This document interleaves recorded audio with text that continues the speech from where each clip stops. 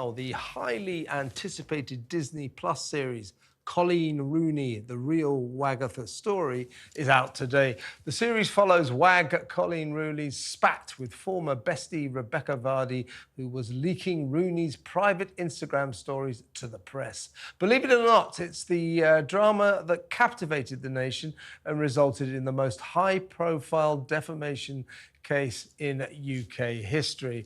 I'm now joined by entertainment journalist Ellie Phillips, who is at Euston Station because she's about to host an event in Liverpool about the documentary. Ellie, why exactly is this programme so highly anticipated?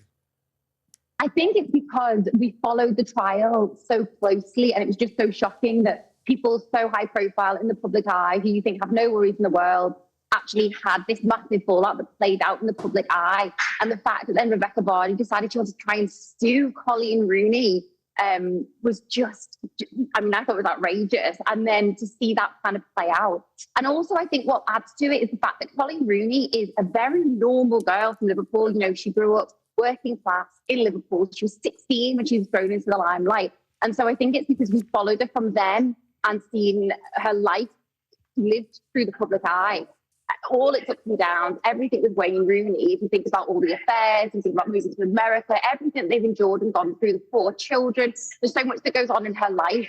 And to have seen her kind of use her platform in a way that was so unexpected to expose another celebrity for kind of doing the dirty, just seemed fascinating to everyone. I've already seen the first episode, the 3 episodes. They're out now on Disney Plus. They dropped at midnight. And it's so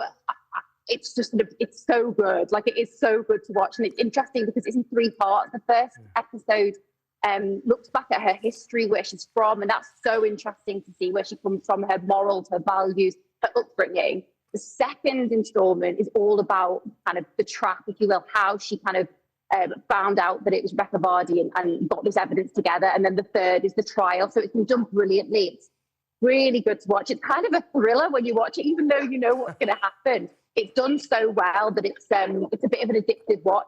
Yeah. And I am literally about to jump on the train to Liverpool to host the premiere that's happening there tonight at the Everyman Cinema. So I'm going to be there with Coleen tonight so that you can see it with celebrities, influencers, press, and of course all her family and friends. So Colleen's going to be there? Yes, Colleen's going to be there with everyone. All her family are going to be there with her, supporting her. So it's going to be a really, really exciting night in Liverpool. She is our OG Scouse bird, so we love her. She's your superstar, yeah.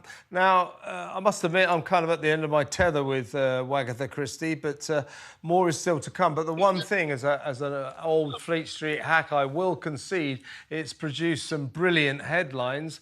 There's one on the front of the Sun today and one on the front of the Mail, and you'll have to explain this, Ellie. Coleen used Wayne's secret vasectomy in Wagatha battle with Rebecca Vardy. What's that all about? So it's about the fact that she leaked stories that were and weren't true, and in terms of the entrapment that she did to try and catch Rebecca Vardy out, she planted these fake stories on her Instagram, and it was those fake stories that then fed to the Sun that that Coleen used to prove that it only came from one account by blocking every other account who's seeing them on her Instagram stories. The only account that could view them was Rebecca Vardy. This is on Colleen's private Instagram account, where there are a couple of hundred people, close friends and family that she knows. And that's how she kind of tricked Rebecca Vardy into revealing what she was doing, because these were blatantly fake stories. Only this one account had seen them. And then suddenly, within days, they appeared in the Sun. And so it proved there was only one route that they could have come. And so she did that in a way that she planted multiple fake stories. There were a lot that she did. Only certain ones made it. But there were enough for her to be absolutely sure that that's what was happening and that's who did it. And I actually spoke to Coleen yesterday and at the preview screening, which was in London, and she said, you know, I didn't do an interview about this. I wanted to do a full documentary because I didn't want to have to try and condense what had happened to me into 3 minutes when there was so much. I mean, this for her goes back to 2017 when it first started and the first story started getting leaked. So it's been a long process for her. And it really, you know, made her feel a lot of paranoia. This is someone with a fairly small circle of very, very close and loyal friends who she's had since she was like 16 years old, from Liverpool, who do not talk to the Sun. And so there was a lot for her to deal with throughout this that I think people haven't really understood. And this shows it in a really, really interesting way. And I think one of the things that she's been talking about in this documentary is the strains on her marriage inflicted by Wayne's behaviour. One night he went out on the lash, met some girls in a bar and ended up with one of them. And even though he was 3 times over the booze limit, he offered to drive her home in her car. Apparently he gives an interview saying that nothing happened, but he admits that wasn't a very good look. And to which, and at one point, Coleen said, "I just can't carry on like this." Why has she stuck? Why has she stuck with Wayne, given some of the marital indiscretions he's been responsible? Once sleeping with a 48-year-old granny prostitute. Why is she stuck with him? I know you're going to wait for your train. Go on. Yeah, I think it's all right. It's all right. You've got 5 minutes. First of all, is that they met very young, met when he was 16. They've never had any other partners, any other relationships. So I think they made mistakes early. So the things that you mentioned there, some of them were when he was very, very young and she was very, very young. They hadn't dated other people, and so. But when he went with a 48-year-old prostitute, he was very, very young. Very, very young at that point. And well, that's all right. As long as he was young. I'm not saying it's okay, but I'm just saying they were very, very young. They were learning from those indiscretions. But the more recent ones, I think she genuinely was. I think for her, it was family.